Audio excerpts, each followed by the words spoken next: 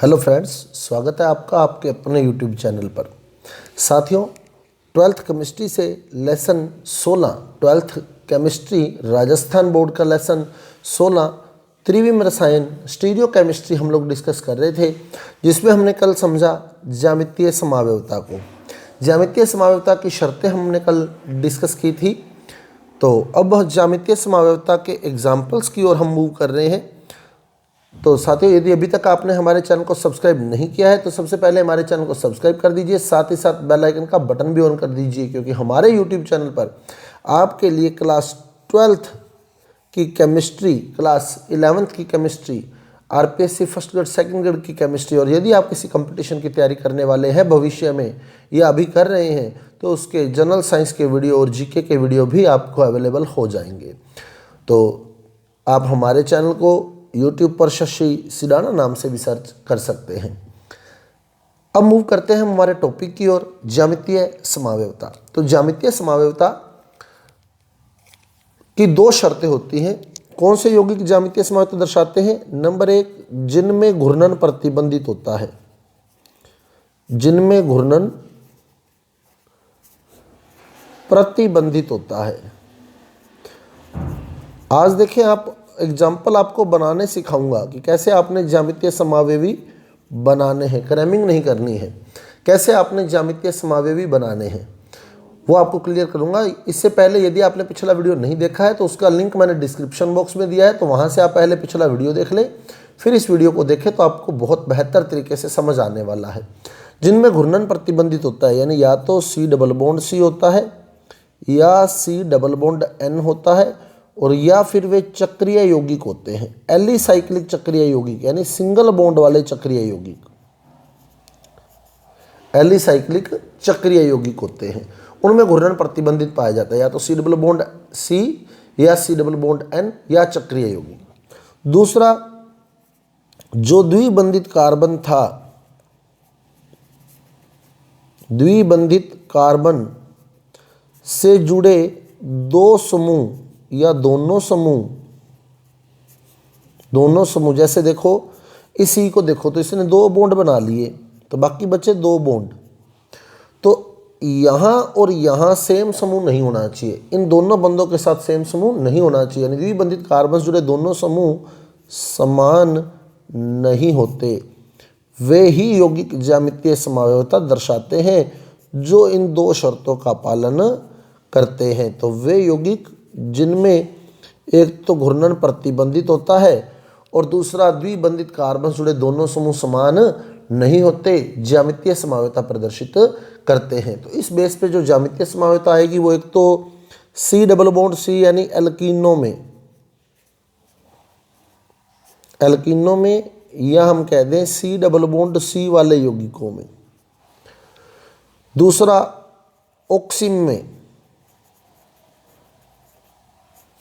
ऑक्सीम में ज्यामितीय समावयवता आएगी। ऑक्सीम में C डबल बॉन्ड N होता है। इंपॉर्टेंट क्वेश्चन है, ऑक्सीम में ज्यामितीय समावयवता का कारण है तो कार्बन नाइट्रोजन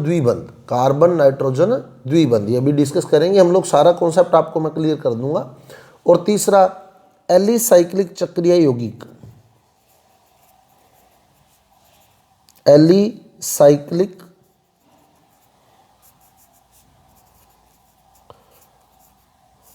चक्रीय यौगिक। तो ये तीन एग्जाम्पल हमने उठाने हैं, जिसमें सबसे पहले एल्कीनो में मैं पहला एग्जाम्पल ले रहा हूं, ब्यूट-टू-इन।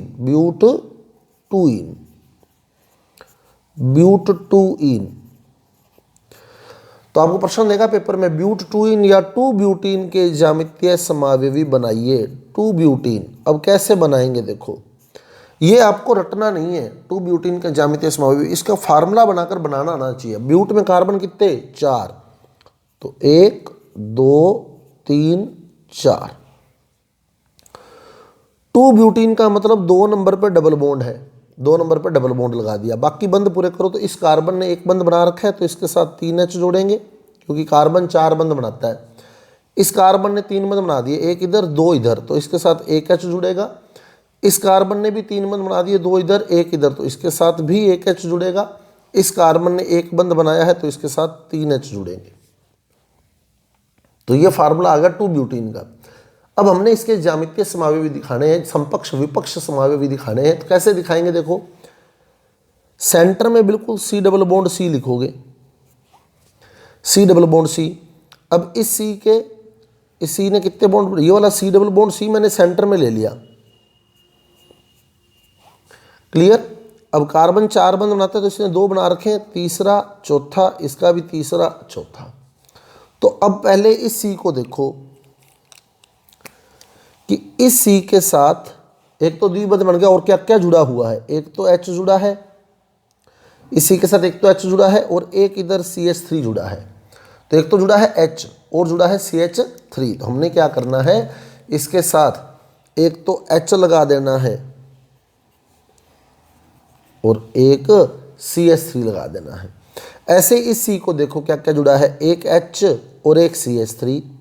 तो एक H लगा दिया, एक CH3 लगा दिया। अब इस कार्बन का H और इस कार्बन का H सेम साइड है, तो ये समपक्ष यानी सिस रूप है। सिस कह दो चाहे समपक्ष कह दो, तो ये बन गया समपक्ष 2-ब्यूटीन, समपक्ष 2-ब्यूटीन। अब विपक्ष कैसे बनाएंगे, इस H को नीचे और CH3 को ऊपर, एक साइड वाला बंध पलट देंगे। तो CH3 ऊपर कर दिया, H नीचे कर दिया, दूसरी साइड एज टी जैसे थी, H ऊपर था CH3 नीचे था। अब देखो इसका H और H अपोजिट साइड हो गए, CH3 और CH3 अपोजिट साइड हो गए, तो ये बन गया ट्रांस यानी विपक्ष रूप। तो ये रट्टे नहीं मारने, बनाना आना चाहिए आपको, कैसे बनाना है, क्लियर। अब जैसे अगला मेरे को दे दिया 2-ब्यूटेनोई कमल, 2-ब्यूटिनोई कमल या ब्यूट 2-इनोई कमल, चाहे तो मैं कह दूं 2-ब्यूटिनोई कमल, बहुत ही इंपॉर्टेंट एग्जांपल है ये। 2-ब्यूटिनोई कमल यह देता है ब्यूट 2-इनोई कमल, यूं भी दे सकता है, ब्यूट 2-इनोई कमल या 2-ब्यूटिनोई कमल के ज्यामितीय समावयवी बनाइए।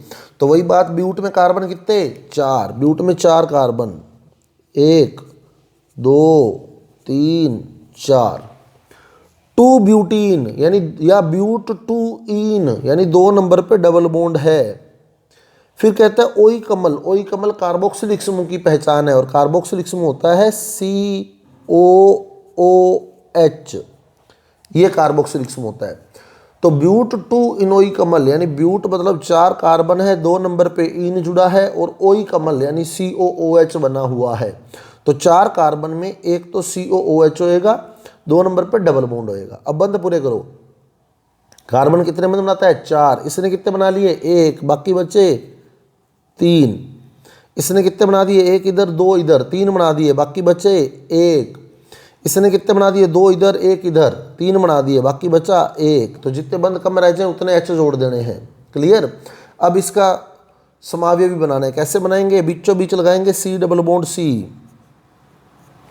C डबल बॉन्ड C बीचों बीच। अब इस C के साथ क्या जुड़ा है, एक H और एक CH3, एक H और एक CH3, इसी के साथ एक H एक CH3, इसी के साथ एक H, इसी के साथ द्विबंध वाले C के साथ एक H और एक COOH, एक तो H जुड़ा है, इसी के साथ देख लो वापस, एक तो H जुड़ा है और एक COOH जुड़ा है। तो इसी के साथ एक तो H जुड़ा है और एक COOH जुड़ा है, वो चाहे ऐसे इकट्ठा लिख दें, क्लियर। तो ये बन गया ब्यूट 2-इनोई कमल। अब दोनों H सेम साइड में, तो समपक्ष विपक्ष कैसे बनाएंगे, COOH ऊपर H नीचे, COOH ऊपर कर देंगे, H नीचे कर देंगे, या फिर ये साइड चेंज कर दो, H नीचे कर दो, CH3 ऊपर कर दो।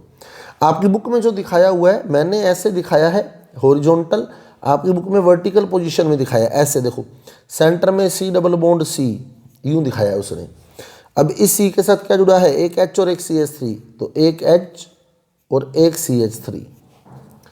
इसी के साथ क्या जुड़ा है, एक H और एक COOH, एक H और एक COOH। अब यूं देख सकते हो, इस C का H और इस C का H सेम साइड में है, तो सिस या समपक्ष रूप है, क्लियर। आपकी बुक में ऐसे दिखाया हुआ है, उससे कोई फर्क नहीं पड़ता है। ये बन गया 2-ब्यूटिनोई कमल का समपक्ष रूप, जिसे हम आइसोक्रोटोनिक अम्ल भी कहते हैं। ये पेपर में आता है आइसोक्रोटोनिक अम्ल। और क्रोटोनिक अम्ल कौन सी समावयवता दर्शाते हैं? तो ये आइसोक्रोटोनिक अम्ल बन गया। आइसोक्रोटोनिक अम्ल कौन सा रूप? समपक्ष रूप। समपक्ष रूप जो होता है 2-ब्यूटेनोइक अम्ल का समपक्ष रूप, उसे आइसोक्रोटोनिक अम्ल कहते हैं। और जो इसका विपक्ष रूप होगा उसे क्रोटोनिक अम्ल कहेंगे। क्रोटोनिक अम्ल तो पेपर में कई बार आ जाता है आइसोक्रोटोनिक अम्ल व क्रोटोनिक अम्ल कौन सी समावयवता दर्शाते हैं? तो ज्यामितीय समावयवता दर्शाते हैं। और इसके ज्यामितीय समावयव भी बनाइए, यानी क्रोटोनिक अम्ल और आइसोक्रोटोनिक अम्ल की संरचना बनाइए। तो याद रखने का सिंपल सा तरीका है, जो आप 2 ब्यूटीन बना रहे थे ना, उसमें एक CH3 की जगह COOH कर दें बस। सिंपल सा तरीका है, क्योंकि आइसोक्रोटोनिक अम्ल आ गया तो आप फार्मूला नहीं बना सकते। 2-ब्यूटेनोइक अम्ल आ गया तो फार्मूला बन गया।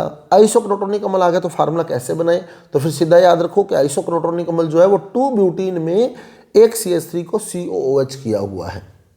क्लियर? एक CH3 को COOH किया, ये समपक्ष हो गया तो ये आइसोक्रोटोनिक है। और यहां COOH कर देते तो ये विपक्ष हो जाता, क्रोटोनिक हो जाता।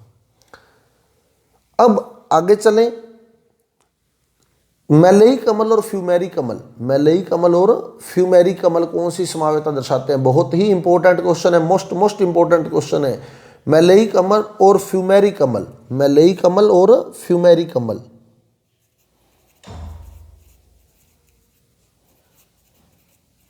मैलेइक अम्ल व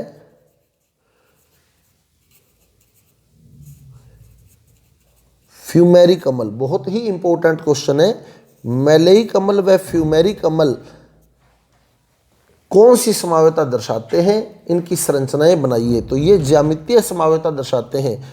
मैलेइक अम्ल जो है वो समपक्ष रूप है। मैलेइक अम्ल कौन सा रूप है? समपक्ष। और फ्यूमेरिक अम्ल जो है वो विपक्ष रूप है। फ्यूमेरिक अम्ल कौन सा रूप है? विपक्ष। अब बनाएंगे कैसे? जो 2 ब्यूटीन था, अगर उसमें एक CH3 का COOH कर दें तो बनता है क्रोटोनिक और आइसोक्रोटोनिक। अगर दूसरा CH3 भी COOH कर दें, यानी दोनों CH3 को COOH कर दें, यानी ये चीज देखो, यहां CH3 लगा था तो इसको COOH कर दिया, यहां भी CH3 था तो इसको भी COOH कर दिया। दोनों CH3 को COH कर दें तो ये बन गया समपक्ष, ये मैलेइक अम्ल बन गया। मैलेइक अम्ल यानी सीधा याद रखो 2 ब्यूटीन में अगर एक CH3 को COH करे तो क्रोटोनिक और आइसोक्रोटोनिक बनते हैं, और अगर दोनों CH3 को COH कर दे तो मैलेइक और फ्यूमेरिक बनते हैं। मैलेइक समपक्ष है और इसका विपक्ष रूप बना दोगे तो वो फ्यूमेरिक हो जाएगा, यानी इस H को नीचे करके COH को ऊपर कर दे तो फ्यूमेरिक हो जाएगा। आपकी बुक में मैं फिर बता दूं, मैं हॉरिजॉन्टल बना रहा हूं, आपकी बुक में वर्टिकल पोजीशन बनाई हुई है, यूं बनाया हुआ है C डबल बॉन्ड C, इस C के साथ एक H और एक COOH, इस C के साथ भी एक H और एक COOH, यूं दिखाया हुआ है। उससे फर्क नहीं पड़ता है, समपक्ष तो समपक्षी रहना है, मैलेइक तो मैलेइक ही रहेगा। क्लियर? तो ये ज्यामितीय समावयव बना दिया हमने। अब देखो, जैसे मैंने कल भी आपको बताया था 2-मेथिल प्रोपीन ज्यामितीय समावयवता नहीं दर्शाएगा। क्यों नहीं दर्शाएगा? जैसे 2-मेथिल प्रोपीन के सूत्र देखो, ये है C double bond C H CH3, कल बनाया था हमने, ये बनकर 2-मेथिल ब्यूटटूइन। 2-मेथिल ब्यूटटूइन 1 2 3 4 कार्बन की श्रृंखला है, 2 नंबर पे मैथिल लगा। 2-मेथिल ब्यूटटूइन ज्यामितीय समावयवता नहीं दर्शाता। क्यों नहीं दर्शाता? क्योंकि इसमें कार्बन के साथ दोनों समूह सेम लगे हैं। कार्बन के साथ दोनों समूह सेम लगे हैं, और शर्त थी कि द्विबंधित कार्बन से दोनों समूह समान नहीं होने चाहिए। क्लियर? द्विबंधित कार्बन से दोनों समूह समान नहीं होते तभी वो ज्यामितीय समावयवता दर्शाएगा। यहाँ द्विबंधित तो है, यानी घूर्णन तो प्रतिबंधित है, पर द्विबंधित कार्बन जुड़े दोनों समूह सेम है, इसलिए ज्यामितीय समावयवता प्रदर्शित नहीं करता। उसके बाद आती है ऑक्सिम में ज्यामितीय समावयवता। पहले तो ऑक्सिम होते क्या है वो देखें आप कि ऑक्सिम क्या होते हैं। ऑक्सिम जो होते हैं, एल्डिहाइड या कीटोन जब हाइड्रोक्सिल एमीन से क्रिया करते हैं, एल्डिहाइड या कीटोन जब हाइड्रोक्सिल एमीन से क्रिया करते हैं तो ऑक्सिम बनाते हैं। एल्डिहाइड या कीटोन यानी कार्बोनिल यौगिक, कार्बोनिल यौगिक होते हैं CO समूह, जिनमें CO समूह पाया जाता है वो कार्बोनिल यौगिक होते हैं। दो कैटेगरी होती है, एक एल्डिहाइड और एक कीटोन। एल्डिहाइड में तो क्या होगा, एक तरफ H लग जाएगा, ये एल्डिहाइड बन गया। और कीटोन में क्या होगा, दोनों तरफ एल्किल समूह लगे होंगे, इधर भी एल्किल इधर भी एल्किल, तो ये कीटोन बन जाएगा। जैसे मैथिल मैथिल लगा दिया, कीटोन बन गया। क्लियर। एल्डिहाइड में एक हाइड्रोजन लगा दिया और एक एल्किल लगा दिया, ये एल्डिहाइड बन गया। तो एल्डिहाइड तो होते CO ही है, एल्डिहाइड में एक H लगा होता है, CO के साथ एक H जुड़ा होता है। जब ये हाइड्रोक्सिल एमीन से क्रिया करते हैं, कार्बोनिल यौगिक यानी एल्डिहाइड और कीटोन, कार्बोनिल यौगिक मतलब एल्डिहाइड और कीटोन किससे क्रिया करते हैं, हाइड्रोक्सिल एमीन से। हाइड्रोक्सिल एमीन से। अब हाइड्रोक्सिल एमीन का सूत्र क्या होता है, देखो, हाइड्रोक्सिल मतलब OH, एमीन मतलब NH2, तो हाइड्रोक्सिल एमीन का सूत्र होता है NH2OH। NH2OH हाइड्रोक्सिल एमीन होता है NH2OH। क्लियर। हाइड्रोक्सिल यानी OH, एमीन यानी NH2। तो अब ये क्रिया करेंगे NH2OH से, NH2OH NH2OH। तो एल्डिहाइड और कीटोन जब हाइड्रोक्सिल एमीन से क्रिया करते हैं तो यहाँ से जल निकल जाता है, H2O, जल निकल गया यहाँ से भी जल निकल गया H2O। तो जो उत्पाद बना है वो ऑक्सीम है, जो उत्पाद बना वो ऑक्सीम है। अब उत्पाद क्या बना, देखो, RCH डबल बॉन्ड, जल तो निकल गया, N के साथ क्या है, OH। ये एल्डिहाइड था, क्या था, एल्डिहाइड था, एल्डिहाइड। तो एल्डिहाइड से जो ऑक्सीम बना है वो एल्डोक्सिम कहलाता है। ये बन गया क्या, एल्डोक्सिम, एल्डोक्सिम बन गया ये। और जो कीटोन से जो ऑक्सीम बना है, यहां से जल निकल गया, तो ये कीटोन से जो ऑक्सीम बना है वो कीटोक्सिम कहलाता है, कीटोक्सिम। क्लियर। कीटोन से जो ऑक्सीम बना है वो कीटोक्सिम, और एल्डिहाइड से जो ऑक्सीम बना है वो एल्डोक्सिम कहलाता है। अब एल्डोक्सिम और कीटोक्सिम में जो ज्यामितीय समानता पाई जाती है वो कैसे, देखो, सेंटर में C डबल बॉन्ड C लगाओगे, C double bond N, sorry, ये देखो C डबल बॉन्ड N आ गया, C डबल बॉन्ड N। यहां हमने पढ़ा था कि C डबल बॉन्ड N होता है ऑक्सीजन में, तो ये C डबल बॉन्ड N आ गया, formula clear, C double bond N आ गया।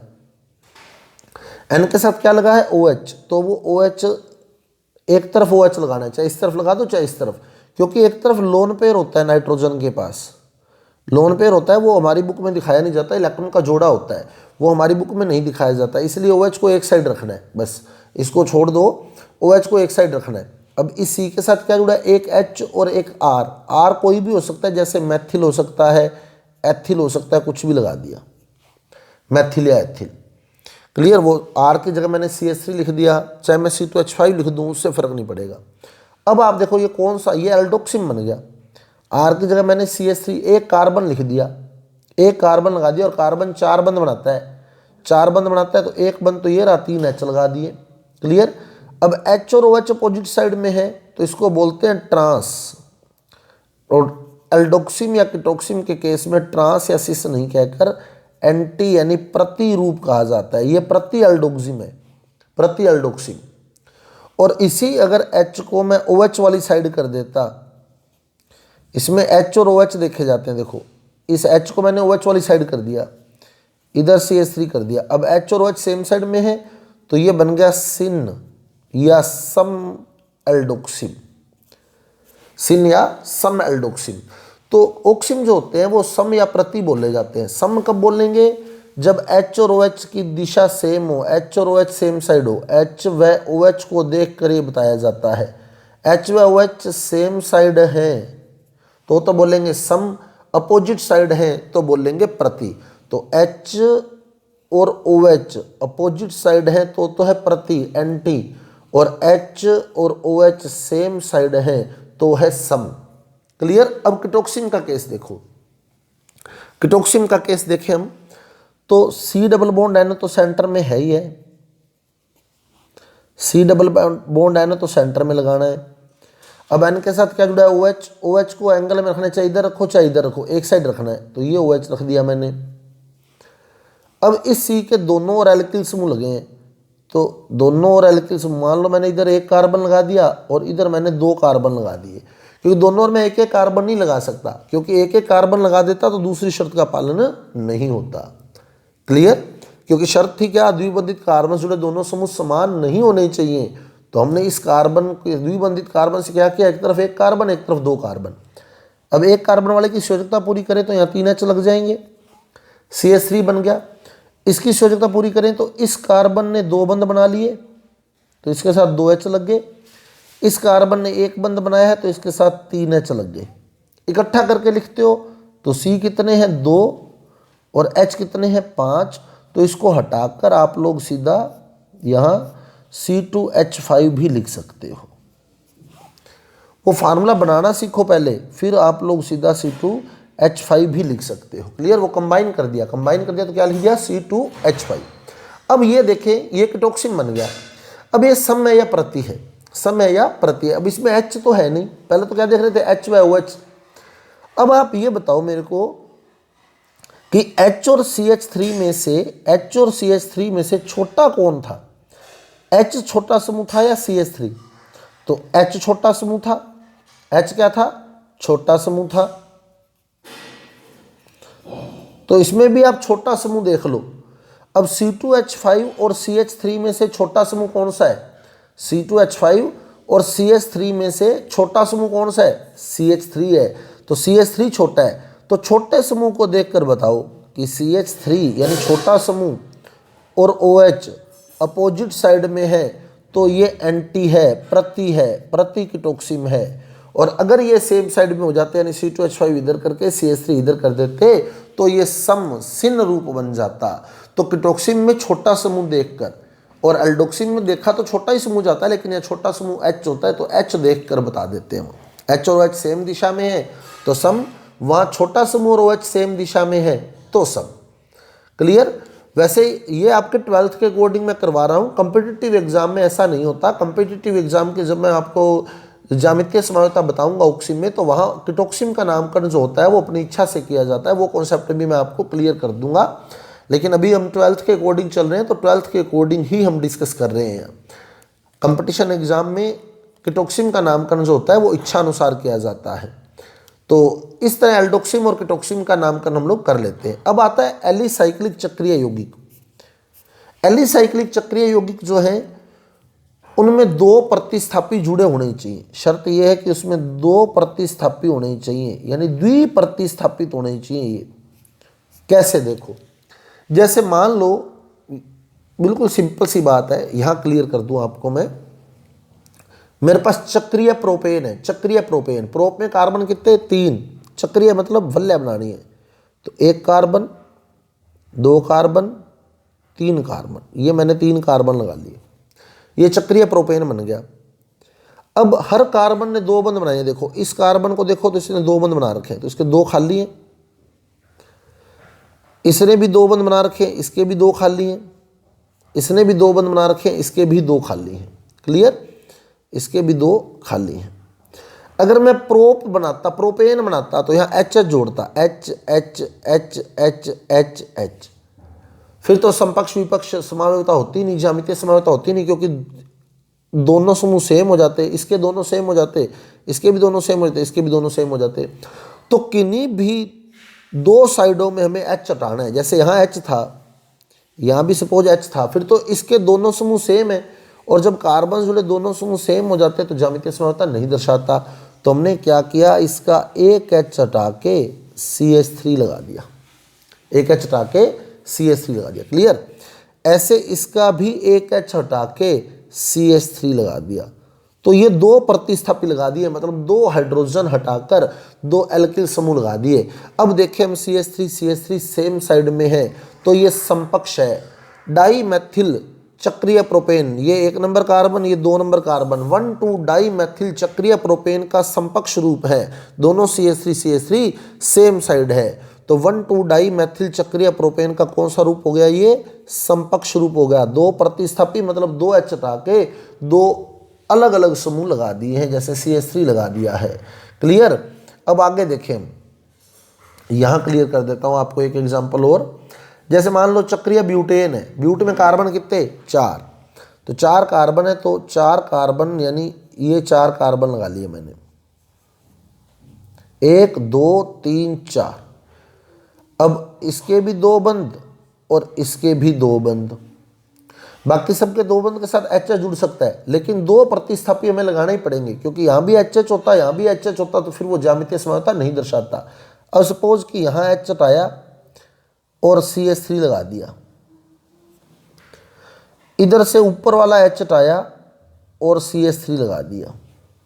अब देखो CH3 अपोजिट साइड हो गए, तो ये बन गया विपक्ष 1,2 डाई मैथिल, डाई मैथिल मतलब 2 मैथिल लगा दिए, 1,2 डाई मैथिल चक्रीय ब्यूटेन, विपक्ष रूप हो गया ये, विपक्ष 1,2 डाई मैथिल चक्रीय ब्यूटेन। समपक्ष कैसे बनाएंगे, इस CH3 को नीचे और H को ऊपर करके। तो ये आ गए हमारे पास ज्यामितीय समावयवों के एग्जाम्पल। तो साथियों, यदि आपको हमारा वीडियो अच्छा लगा है, समझ आया है, तो कृपया हमारे वीडियो को लाइक कीजिए, शेयर कीजिए और हमारे चैनल को सब्सक्राइब कीजिए। मिलते हैं अगले वीडियो के साथ। धन्यवाद।